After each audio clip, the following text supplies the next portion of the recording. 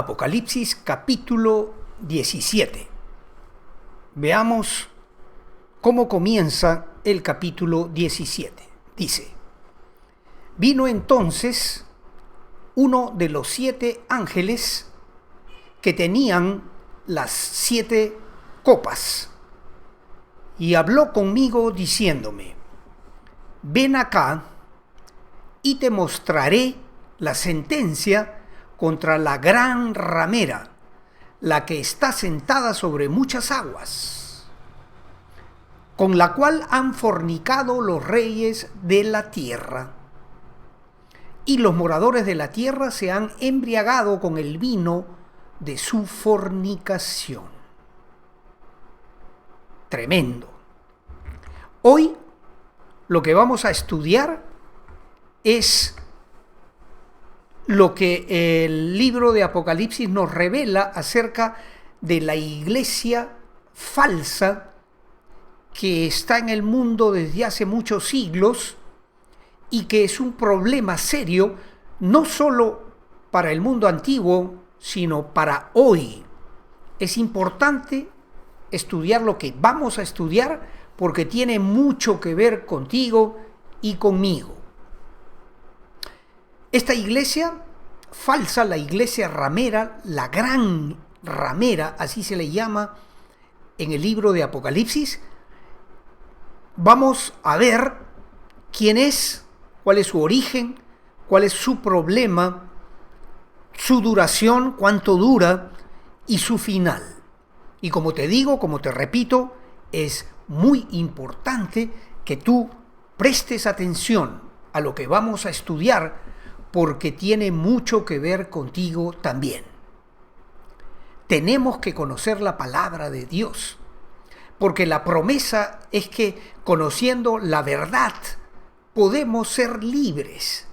Y hay una amenaza enorme, grande, terrible, sobre todo en estos días, de que tú, yo y toda persona pudiera ser engañado por todas estas estratagemas, todas estas cosas que el diablo crea en su mente para torcer los caminos de los seres humanos. Él quiere arrastrar a la humanidad entera, si fuera posible, al infierno donde él está condenado. Él quisiera eso, nos odia terriblemente, odia a Dios y es nuestro enemigo. Así que fíjate lo importante que hoy tenemos frente a nosotros. Conocer esta, la más grave de todas las amenazas que el ser humano enfrenta. ¿Cuál es esa amenaza? El ser engañado por una iglesia falsa, apóstata. Antes de continuar, quiero compartir contigo algo muy importante, algo personal, pero que es muy importante. Yo empecé a hacer estos estudios hace varios meses ya. Siempre tuve el deseo de hacerlo. Lo empecé un par de veces años atrás y se frustraba de una u otra manera. Hubieron iglesias en las cuales me invitaron para hacer estos estudios y de repente las cosas salían torcidas, como si Satanás metiese la pezuña en medio de esta propuesta y nunca se lograba. Entonces, en el contexto que hoy vivimos, la pandemia, yo comencé a grabar estos videos y no tenía idea de lo que iba a ocurrir con estos videos. De tener una, digamos, audiencia de tal vez 100 personas o 200, no creo que más de eso. De repente, he comprobado las estadísticas y ahora alcanzamos a 30,000 personas en diferentes países del mundo. Muy interesante, muy interesante. En México, hay mucho más gente en México que en mi propia patria, el Perú.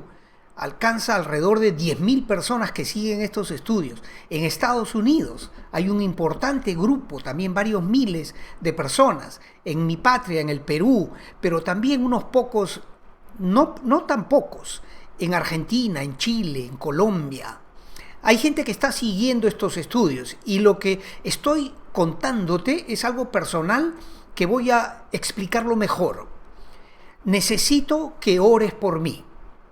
Si tú estás siguiendo estos estudios, si has visto alguno de mis videos, yo te ruego en el nombre del Señor Jesús, ora por mí, porque estoy siendo atacado por el enemigo que está tratando de frenar esto que estoy haciendo. Estudiar la palabra de Dios a fondo, el importante libro de Apocalipsis.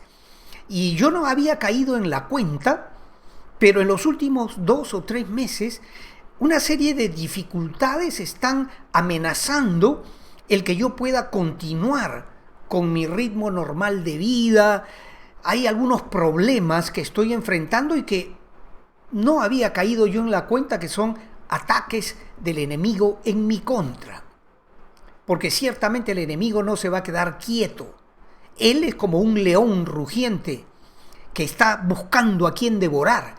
Es el enemigo y está buscando atacarme, y lo está haciendo en 2 áreas importantes de mi vida. No es necesario presentarte detalles de la lucha en la que estoy, pero sí es bien importante que de acuerdo a la palabra tú me apoyes, orando a Dios, con palabras sencillas. 1 minuto ya es algo, 2 minutos o lo que sea.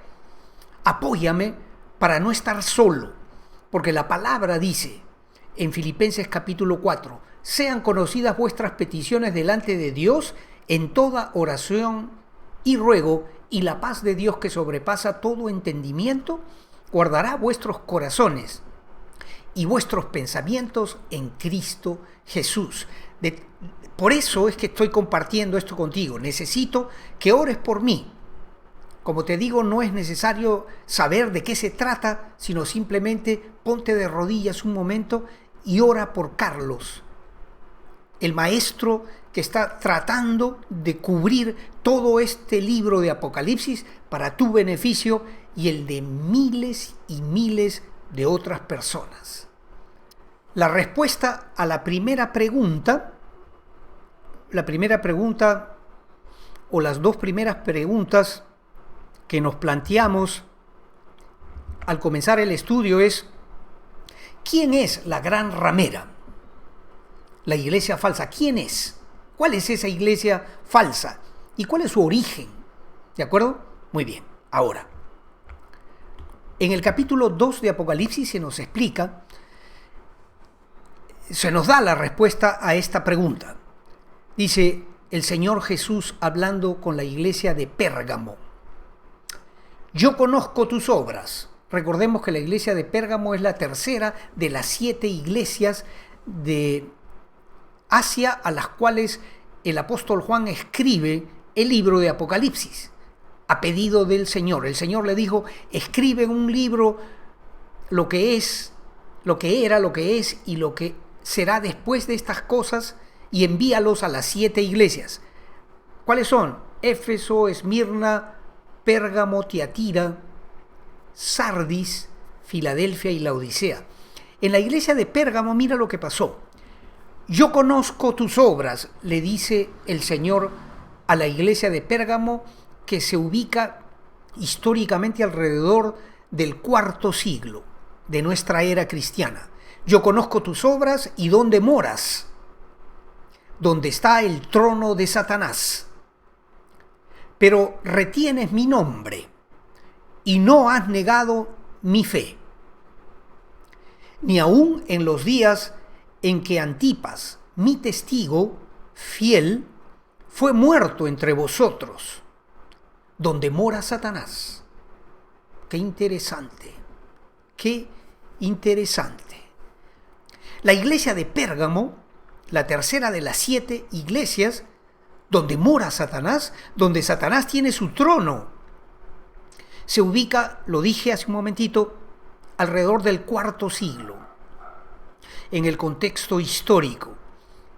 Cuando el Señor estuvo en la tierra, formó un grupo de apóstoles a los cuales entrenó, a los cuales enseñó y a los cuales ministró todo ese conocimiento que ellos necesitaban para comenzar la iglesia cristiana.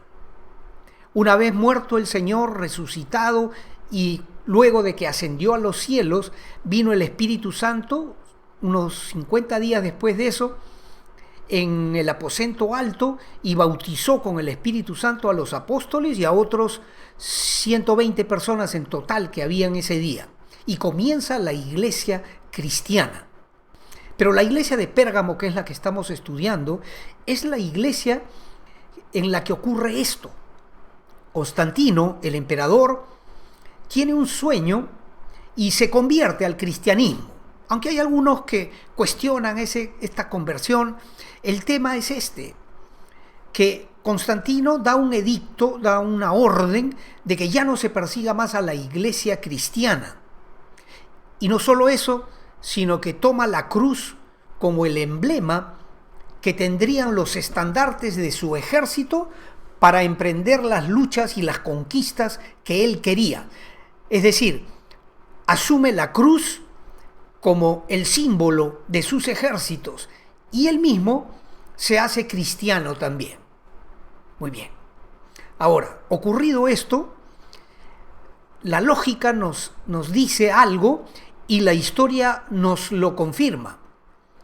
Por intereses políticos era conveniente a toda su corte, a la corte de Constantino, también congraciarse con esos cristianos, aunque fuera solo una actitud hipócrita de decir, ¡ay, los cristianos! Tú me entiendes lo que quiero decir. Pues así como todos los gobiernos hay ministros, hay contadores, administradores, hay generales y todo eso, porque un gobierno siempre es una estructura piramidal en la cual el rey o el faraón o lo que fuere es la cabeza y luego vienen los otros niveles de gobierno. Lo mismo, por supuesto, en el reino de Constantino. Entonces, toda esa cúpula piramidal de poder comenzó a adoptar por intereses políticos el asunto de también ser cristiano. Claro, porque si tú también eres cristiano como Constantino, vas a tener mejores oportunidades políticas de tener un puesto en el gobierno, de tener riqueza y de tener poder. Así comienza la historia de la invasión satánica dentro de la iglesia. Recordemos, voy a volver a poner el texto, lo que dice el Señor a la iglesia de Pérgamo. Yo conozco tus obras y dónde moras, donde está el trono de Satanás. Y en el verso, poquito más adelante, yo lo he puesto en rojo aquí en el texto, dice, donde mora Satanás otra vez. 2 veces seguidas dice el Señor que Pérgamo es la iglesia en donde mora Satanás. Y ciertamente Satanás es el príncipe de este mundo. Lo era en los años de Constantino, lo era en los años de Herodes, cuando el Señor Jesús caminó sobre esta tierra, lo fue siempre. Satanás está en la tierra desde Adán y Eva. Y según lo que hemos visto en estudios anteriores, y está escrito en la primera carta de Juan, Satanás es el príncipe de este mundo. En Efesios dice que nuestra lucha no es contra carne ni sangre, sino contra huestes espirituales de maldad, potestades de las regiones celestes. Esa es nuestra lucha, porque Satanás ciertamente todavía tiene gobierno, tiene control, tiene poder sobre el mundo y se manifiesta claramente en la esfera política, en la esfera económica y en la esfera del entretenimiento. Satanás mueve los hilos de muchas cosas en el mundo y Dios lo permite. No es que Satanás sea tan poderoso como Dios. Satanás no es nada. Satanás no es nada. Es un enemigo vencido. Su destino es terrible, el lago de fuego y azufre. Está escrito en Isaías 14, Ezequiel 28. El fin de Satanás es como trapos de un muerto en batalla, podridos, tirados. Satanás no es nada, pero por ahora y todavía tiene poder sobre el mundo. Es nuestro enemigo, pero ya está vencido por Jesucristo, que lo venció no con armas de violencia, sino con la obediencia perfecta que el Señor Jesús tuvo con nuestro Padre Celestial. La batalla en la que Jesús gana la guerra contra Satanás se libró no con arcos y flechas, no con ejércitos, no con grandes multitudes de soldados, sino en la soledad del huerto de Getsemaní, donde el Señor Jesús habla con el Padre y le dice: Padre, si te es posible, pasa de mí este cáliz, pero no se haga mi voluntad, sino la tuya. Y oró 3 veces el mismo tema, el mismo asunto, y dice que sudó en su agonía como gotas de sangre caían por el terrible estrés de esta lucha que el Señor tuvo que afrontar en el huerto de Getsemaní. ¿Por qué? ¿De qué se trata? El Señor no tenía miedo de la corona de espinas, de ser clavado en una cruz de manos y pies. No tenía miedo de una lanza, no tenía miedo de las bofetadas y de los insultos que él iba a sufrir, sino que siendo el santo de los santos, el santo de Israel, el Señor es santo, 3 veces santo, puro. Tuvo el Señor en esa condición que soportar sobre sus hombros el pecado de todos nosotros. Y por amor a nosotros, Dios, nuestro Padre, lo hizo pecado para que muriendo, entregando su vida por nosotros, podamos nosotros ser salvos, limpios, justificados y nombrados hijos y herederos de la gloria de Dios. En esa batalla ganó el Señor y en esa batalla fue derrotado Satanás. Satanás no es nada. Sin embargo, todavía en los planes de Dios, todavía tiene un rol que cumplir Satanás, instrumental. Dios lo necesita, pero después hará juicio contra él y ciertamente el Señor lo vencerá con el espíritu de su boca y con el resplandor de su venida. Y el fin de Satanás es el lago de fuego y azufre. Pero es necesario que sepas, el día de hoy estamos estudiando que el trono de Satanás es esa convergencia, esa sinergia, esa unión entre la iglesia, sus doctrinas verdaderas y el interés político económico de los gobiernos mundiales. Ahí mora Satanás. Ahí mora Satanás. Y el Señor le dice a la iglesia de Pérgamo: conozco tus obras y sé dónde moras, donde Satanás tiene su trono, pero no has negado mi fe ni mi nombre, aunque mi testigo fiel Antipas fue muerto entre vosotros. Así que, querido amigo, querida amiga, este es el asunto. Estamos estudiando a partir de ahora el capítulo 17 y no es fácil. Mira, te digo que estoy yo enfrentando una lucha. Semanas he tenido yo enteras de oposición del enemigo para que yo pueda grabar estos videos de 20 o 30 minutos. Recuerdo cuando estaba por grabar el capítulo 13 que habla del anticristo, tuve choque contra choque contra choque y no podía, no porque yo no estuviera preparado, conozco el tema, pero no podía grabar porque había una oposición fuerte del enemigo para que yo lo hiciese. Y yo, como te he dicho, soy ingenuo, soy una persona siempre pienso bien de todo.